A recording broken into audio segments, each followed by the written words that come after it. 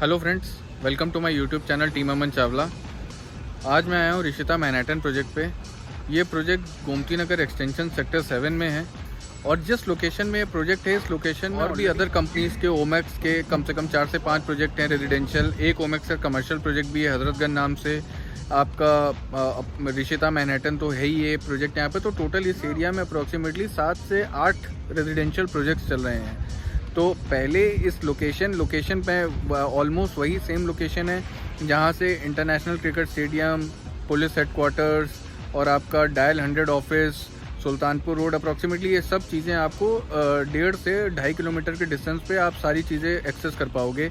Ekana cricket stadium भी, Sushant gold city की तरफ चले जाओगे तो वहाँ पे आपको वॉलमार्ट और लुलु मॉल के भी ऑप्शंस मिल जाएंगे। लेकिन इस पर्टिकुलर एरिया में नियरेस्ट मॉल फिनिक्स पलाशियो है और उसके बाद में आपका इंटरनेशनल क्रिकेट स्टेडियम और स्पोर्ट्स सिटी जो है वो अप्रॉक्सीमेटली 2.5 किलोमीटर के डिस्टेंस पे होगी, इससे ज़्यादा नहीं है। तो पहले इस प्रोजेक्ट को समझते हैं। इस लोकेशन का आइडिया ऑलरेडी मैं अपने पिछले वीडियोस में भी बहुत ज़्यादा दे चुका हूँ, ये गोमती नगर एक्सटेंशन सेक्टर 7 के बारे में। तो स्ट्रेट अवे चलते हैं, पहले प्रोजेक्ट को देखते हैं, फिर लास्ट में मैं कंक्लूड करूंगा कि मेरा क्या टेक है इस प्रोजेक्ट को। मैं कंक्लूड करूंगा मेरे इस प्लस क्या है, माइनस क्या है, और मैं रेटिंग दूंगा इस प्रोजेक्ट को अपने एक्सपर्टीज़ के हिसाब से।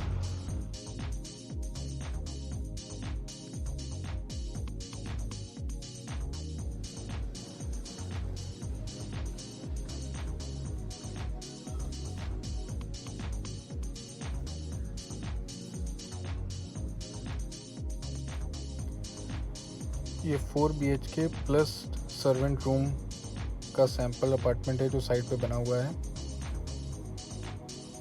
और ये हम चल रहे हैं अभी सर्वेंट रूम में।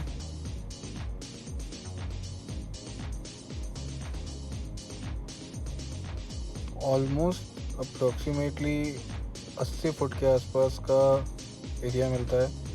साथ में ये एक बाथरूम है।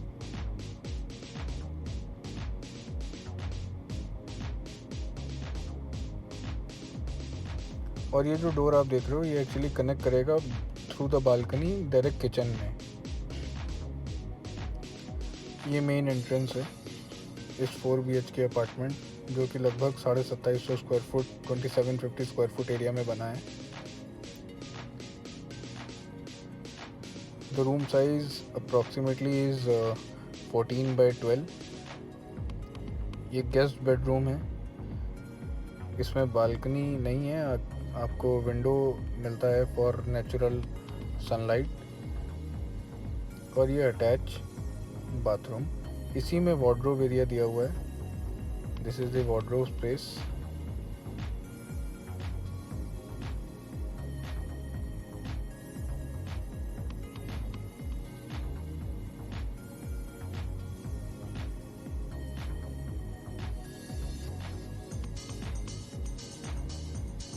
Bathroom size is okay, average.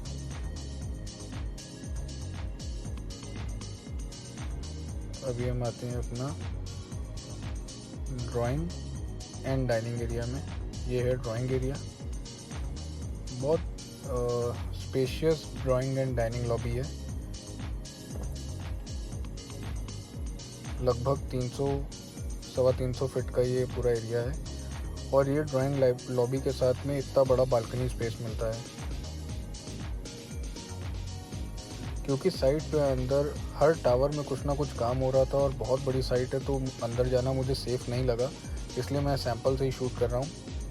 As per the builder ये एग्जैक्टली सेम है, लेकिन यहाँ से देख के जब सामने मैंने बिल्डिंग जो स्ट्रक्चर बन रहा है वहाँ पे जब मैंने देखने की कोशिश करी या मेरे को जो आइडिया लगा, मुझे लगा शायद कुछ 19-20 का फ़र्क हो, वो शायद कुछ छोटी हैं। और ये पीछे टावर्स में पुट्टी एंड पेंट वर्क का काम चल रहा है। टोटल 7 टावर्स में फिनिशिंग वर्क चल रहा है, सुपर स्ट्रक्चर कंप्लीट हो चुका है और बाकी के टावर्स में सुपर स्ट्रक्चर का काम अभी चल रहा है, सिविल वर्क। और कुछ टावर्स तो अभी महीना भर पहले ही लॉन्च हुए हैं। इस डाइनिंग एरिया के सामने जो आप एक किचन का एरिया, ओपन किचन कॉन्सेप्ट देख रहे हो, यहाँ पे वॉल है। किचन का साइज़ यही है, लेकिन ये जो ओपन किचन यहाँ सैंपल में दिखा रखा है एक्चुअली ये ओपन नहीं है। यहाँ पे वॉल रहेगी और हॉब आपका सामने की तरफ प्लेटफॉर्म पे रहेगा। हॉब एंड चिमनी इस प्लेटफॉर्म पे रहेगा और जो सिंक है या जो आपका टैप एरिया है वो इधर की तरफ रहेगा प्लेटफॉर्म पे, जहाँ पे इस समय हॉब और चिमनी दिखाया गया है। और ये कितनी बड़ी बालकनी का एरिया आपको मिलता है। किचन के साथ भी जो अटैच है, डाइनिंग रूम के साथ भी जो अटैच है, और सर्वेंट रूम से जो रास्ता आता है वहाँ से भी अटैच है।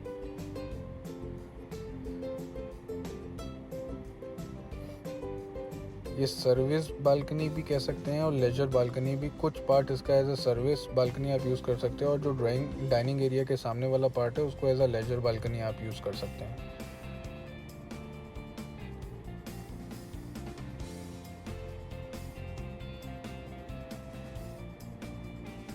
ये सेकंड बेडरूम जो लगभग 12 बाय 13 के साइज़ में ये बेडरूम है, इसमें भी ये अलग से एक वार्डरोब स्पेस मिलता है। सभी बेडरूम्स में वार्डरोब स्पेस अलग से दिया हुआ है।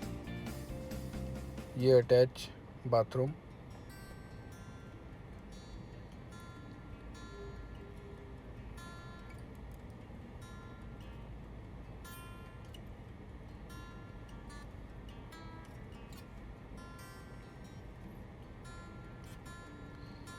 इसके साथ में भी अटैच बालकनी है।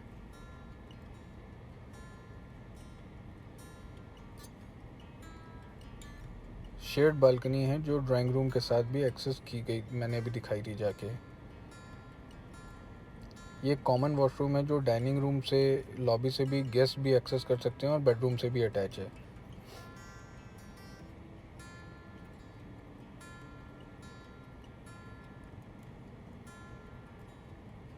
ये मास्टर बेडरूम,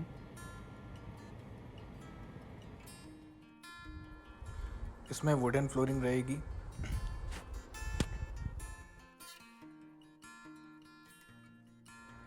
ऑलमोस्ट 15 बाय 13 का साइज़ मिलेगा इस बेडरूम में। बेडरूम साइज़ बहुत अच्छे हैं। और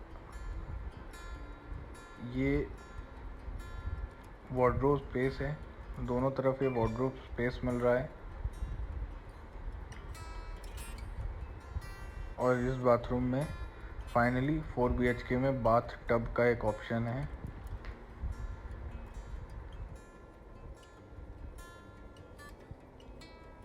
बहुत कम वॉशरूम्स या बाथरूम ऐसे हैं जिसमें आप बाथ टब लगवा सकते हो। फाइनली मुझे एक ऐसा प्रोजेक्ट दिख रहा है जिसमें ऐसा प्रोविज़न है।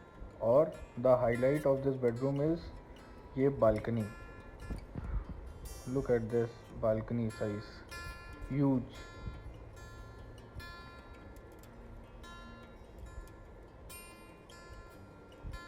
और ये अंडर कंस्ट्रक्शन सामने टावर्स बनते हुए।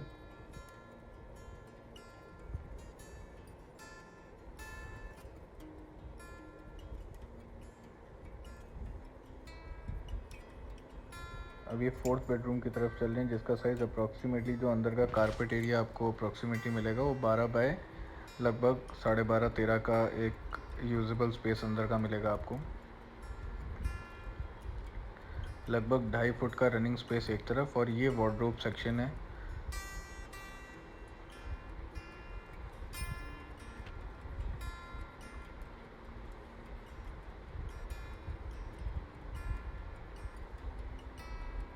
और इसके साथ में भी आपको एक अच्छा बालकनी स्पेस मिलता है। बहुत ज़्यादा बड़ी बालकनी तो नहीं है कंपेयर टू जो बाकी के बेडरूम में या बाकी के एरिया में बालकनी मिल रही है, लेकिन बाकी के प्रोजेक्ट्स से कंपेयर करूँ तो बालकनी साइज़ बहुत अच्छे हैं।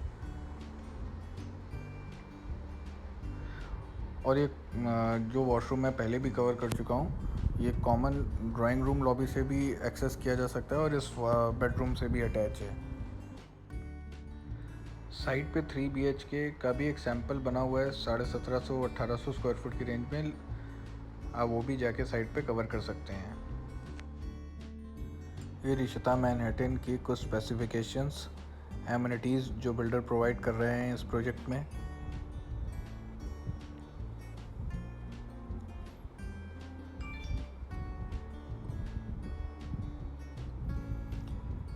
प्रीमियम फीलिंग आती है इस प्रोजेक्ट में। कहीं से भी बिल्डर ने इस तरीके की इसको अफोर्डेबल या मिड हाउसिंग सेगमेंट बनाने की कोशिश नहीं की है। उन्होंने पूरा प्रयास किया है कि ये प्रीमियम फीलिंग आए। ये जो साइड का अप्रोच रोड है उसके बीच में कुछ ये ऐसा पैच है जो रोड का अभी भी बना नहीं है और इस पे काम अभी करंटली चल रहा है। तो पहले अभी मैं थोड़ा सा आपको प्रोजेक्ट का कॉस्टिंग बता देता हूँ। जो अभी करंट प्राइसेस चल रहे हैं वो लगभग 4200 रुपीज़ पर स्क्वायर फुट और 4500 रुपीज़ पर स्क्वायर फुट का करंट रेट चल रहा है यहाँ बेसिक कॉस्ट रिशिता मैनहट्टन में। इस प्रोजेक्ट में 2 BHK, 3 BHK एंड 4 BHK के 3 ऑप्शंस अवेलेबल हैं। 2 BHK लगभग 1200 से 1300 स्क्वायर फुट की रेंज में है, जो लगभग 55 लाख की रेंज में आएगा। 3 BHK का जो ऑप्शन है वो अप्रॉक्सीमेटली 1700 से अप्रॉक्सीमेटली 1900 स्क्वायर फुट की रेंज में है, जो 85 से 95 की रेंज में आएगा, 85 से 95 लाख रुपीज़ की रेंज में आएगा। और 4 BHK अप्रॉक्सीमेटली 2700 साढ़े 2700 स्क्वायर फुट के साइज़ में है और जो रेट आएगा वो अप्रॉक्सीमेटली 1.3 से लेके 1.4 CR की रेंज में आएगा। ये प्रोजेक्ट अप्रॉक्सीमेटली 11 या 12 एकड़ 11.5 एकड़ के लैंड पैच पे बना है। टोटल नंबर ऑफ़ टावर्स इसमें 14 है। 19 फ्लोर से 22 फ्लोर हाइट है। कुछ टावर 19 फ्लोर्स के हैं, कुछ टावर 22 फ्लोर्स के हैं। जो टोटल इन्वेंट्री है, जो टोटल नंबर ऑफ़ यूनिट्स हैं अगर मैं बात करूँ तो लगभग 1350 या 1400 यूनिट्स हैं पूरे इस प्रोजेक्ट में। इस प्रोजेक्ट में जैसा कि अभी मैंने आपके साथ सैम्पल यूनिट्स शेयर करी, जो सबसे अच्छी चीज़ मुझे लगी, जो रूम साइजेस वो बहुत अच्छे हैं। बालकनी साइज़ बहुत अच्छा है। जो यूटिलिटी बालकनी में हर जगह मेरा एम्फेसिस होता है, क्योंकि यूटिलिटी बालकनी इज़ समथिंग जहाँ पे आपको वॉशिंग मशीन रखनी है या बाकी भी आपको जो यूटिलिटी के लिए जितना भी सामान रखना है वो प्रॉपरली आप उसको उस बालकनी को यूज़ कर सकते हो। जो कंस्ट्रक्शन पे बाद में आते हैं, और सबसे अच्छी चीज़ इस लोकेशन में अगर 4 BHK का ऑप्शन चाहिए तो रिशिता के अलावा एक ऑरेंजे एक प्रोजेक्ट है जो आपकी 4 BHK की रिक्वायरमेंट को मीट कर सकता है। नहीं तो ओमेक्स के पास 3 BHK के ही मैक्सिमम ऑप्शंस हैं इस एरिया में। 3 BHK प्लस स्टडी का ऑप्शन भी ओमेक्स में मिल जाएगा, इसमें रिशिता मैनहट्टन में भी है। लेकिन 4 BHK के ऑप्शंस, ओमेक्स का सिर्फ एक टावर किंगस्टन लॉन्च हुआ था जिसका कंस्ट्रक्शन अभी शुरू नहीं हुआ है और अप्रॉक्सीमेटली 3, 3.5, 4 साल लग जाएगा प्रोजेक्ट उसको आने में। तो और उसमें भी इन्वेंट्री अवेलेबल नहीं है। तो ये प्रोजेक्ट इकलौती ये यूनिट है जिसमें 4 BHK की यूनिट्स कस्टमर को अवेलेबल हो जाएंगी। प्लस इसका एडवांटेज है कि 12 एकड़ का लैंड एरिया है, तो 4 एकड़ का जो बीच में सेंट्रल पार्क मिल रहा है जिसमें क्लब एंड एमिनिटीज़ हैं। इस एरिया में ओमेक्स के प्रोजेक्ट बहुत टाइट कॉम्पैक्ट हैं, जिसमें ग्रीन एरिया बहुत कम है। चाहे R1 की बात करूं, मैं R2 की बात करूं, वाटर स्केप्स की बात करूं, हर प्रोजेक्ट में ग्रीन एरिया कॉम्प्रोमाइज्ड है। लेकिन इस प्रोजेक्ट में ग्रीन एरिया कॉम्प्रोमाइज़ नहीं है। लगभग 4 एकड़ का एक लैंडस्केप मिलता है सभी टावर्स के बीच में। जो सेंट्रल गार्डन का व्यू है वो बहुत अच्छा है। तो इस एस्पेक्ट में मुझे ये प्रोजेक्ट बहुत अच्छा लगा। कंस्ट्रक्शन क्वालिटी, ओमेक्स में बहुत शिकायतें हैं कंस्ट्रक्शन क्वालिटी को लेके। इसका फ्रेश कंस्ट्रक्शन है रिशिता मैनहट्टन का, तो कंस्ट्रक्शन क्वालिटी में भी ये प्रोजेक्ट अच्छा लगा। एक्चुअली इस प्रोजेक्ट के साथ में इसका सब कॉम्पिटिटर कौन है नीचे की जोन में अगर मैं बात करूं, क्योंकि रेट वाइज 3 BHK यहाँ 85-90 की रेंज में आ रहा है। वहीं अगर Omaxe R2 ready to move में आप चले जाओगे तो आपको लगभग 65 की रेंज में 1775 स्क्वायर फुट का 3 BHK प्लस सर्वेंट मिल जाएगा। लेकिन वहाँ आपको ग्रीन एरिया में और कंस्ट्रक्शन क्वालिटी में डेफिनेटली कॉम्प्रोमाइज़ करना पड़ेगा। अब मैं बड़े सेगमेंट पे जाऊँ 4 BHK पे, तो इसका direct competition Shalimar one world से है। और वहाँ पे आपको शालीमार वन वर्ल्ड में बिकॉज शालीमार है ऑलरेडी 10 प्रोजेक्ट डिलीवर कर चुके हैं, एक ब्रांड है लखनऊ में, और उसकी जो ब्रांड लॉयल्टी है वो किसी और बिल्डर के साथ लोगों की नहीं है। तो शालीमार वन वर्ल्ड एक बहुत अच्छा बड़ा रेप्यूटेड ब्रांड है और अच्छा प्रोजेक्ट बना रहे हैं। अगर इतना बजट है, 1-1.5 करोड़ तक का बजट है, तो मैं डेफिनेटली सबको कहूँगा कि इस प्रोजेक्ट में कुछ भी बुक कराने से पहले रिशिता मैनहट्टन में एक बार शालीमार वन वर्ल्ड जरूर विज़िट करें। लेकिन लोकेशन एडवांटेज, रिशिता मैनहट्टन का location comparatively Shalimar one world से ज़्यादा बेटर है। तो अगर मैं उन दोनों प्रोजेक्ट को इंडिविजुअली भी कवर करूँगा, लेकिन ये सिर्फ एक अपना जो मेरा ओपिनियन है मैं वो शेयर कर रहा हूँ। मैनहट्टन का लोकेशन इससे शालीमार वन वर्ल्ड से ज़्यादा बेटर लोकेशन पे है। इस एरिया का एक निगेटिव भी है, क्योंकि लोकेशन अच्छी है तो इस एरिया का एक निगेटिव भी है कि यहाँ पे बहुत डेंसिटी बहुत ज़्यादा, एक अप्रॉक्सीमेटली 24 मीटर रोड पे ओमेक्स के भी प्रोजेक्ट हैं, रिशिता का भी प्रोजेक्ट है, ऑरेंजे भी है, MRMGF भी है, और भी 4-5 प्रोजेक्ट्स हैं, कमर्शियल हजरतगंज प्रोजेक्ट भी है।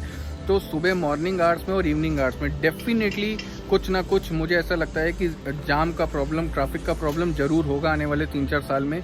वहीं सुशांत गोल्ड सिटी की तरफ अगर मैं जाता हूँ या सामने सीधी सिटी की तरफ जाता हूँ, वहाँ पे 45 मीटर के रोड हैं, रेजिडेंशियल कॉम्प्लेक्सेस बहुत कम है, कमर्शियल एक्टिविटीज़ ज़्यादा हैं, तो वहाँ इतना भीड़ का प्रॉब्लम नहीं होगा। इस एरिया में डेंसिटी बहुत बड़ा इशू है, क्योंकि एक ही लोकेशन पे 10 प्रोजेक्ट हैं, तो सुबह सबके जाने का टाइम ऑलमोस्ट सेम होगा, शाम को आने का टाइम ऑलमोस्ट सेम होगा, तो ये एक प्रॉब्लम है इस प्रोजेक्ट के साथ। बाकी ओवरऑल लोकेशन से मुझे कोई शिकायत नहीं है। प्रोजेक्ट में प्लस और माइनस मैंने ऑलमोस्ट अपनी तरफ से क्लियर कर दिया। हाँ, 3 BHK जो एक प्रोजेक्ट, 3 BHK जो यूनिट है रिशिता मैनहट्टन में, उसमें किचन साइज़ बड़ा हो सकता था, किचन साइज़ मुझे बहुत छोटा लगा।